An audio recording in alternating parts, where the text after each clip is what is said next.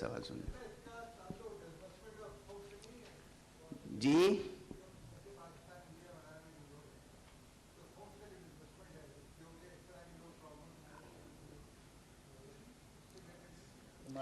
خمس اور معاشی مسائل بھی مرجعیت سے جڑے ہوئے ہیں۔ اگر امام زمانہ علیہ الصلوۃ والسلام تشریف فرما ہوتے، اگر امام زمانہ علیہ الصلوۃ والسلام تشریف فرما ہوں تو پھر خمس و زکوٰۃ کا نظام کیا ہوگا؟ امام کوفے میں ہوں گے یا مدینے میں ہوں گے، نجف میں ہوں گے، کراچی میں تو پھر بھی کوئی نمائندہ ہی ہوگا۔ امیر المومنین علی بن ابی طالب علیہ الصلوۃ والسلام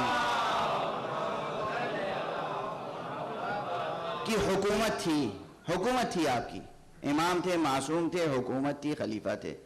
آپ کا پائے تخت کوفے تھا، بصرے میں آپ کا کوئی نمائندہ تھا، والی بصرہ، فارس میں کوئی والی تھا، کہیں کوئی والی تھا۔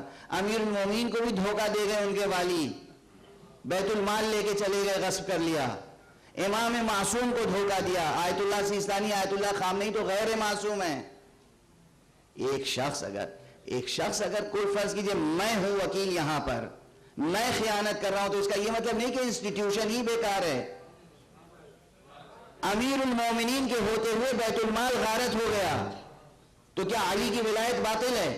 نعوذ باللہ، نہیں۔ نظام ہے، نظام کی ضرورت ہے، نظام کو صحیح کرنے کی ضرورت ہے، نظام کو بہتر کرنے کی ضرورت ہے، نظام کی کمزوریاں دور کرنے کی ضرورت ہے۔ معصوم کی بھی حکومت قائم ہو جائے تو نظام کیسے چلے گا؟ لاہور میں الگ نمائندہ ہوگا، کراچی میں الگ نمائندہ ہوگا، اسلام آباد میں الگ نمائندہ ہوگا، امریکہ میں الگ نمائندہ ہوگا، سب نمائندے ہوں گے۔ واضح ہے۔